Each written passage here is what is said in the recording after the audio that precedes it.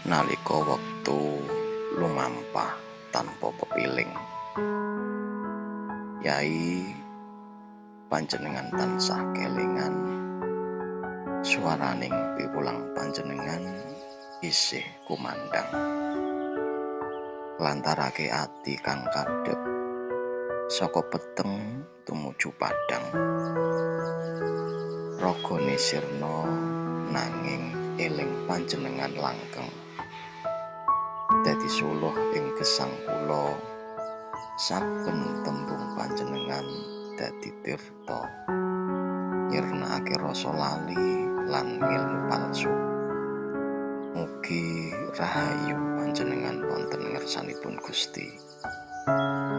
Matur nuwun Yai kanthi manah tulus, awit panjenengan maringi arah, kaweruh, welas lan kabecikan nglantarake murid-murid panjenengan gayuh pepadang sejati.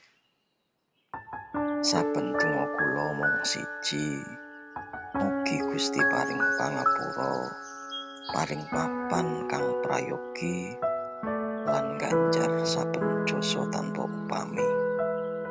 Amargi piwulang panjenengan tetep urip salawase.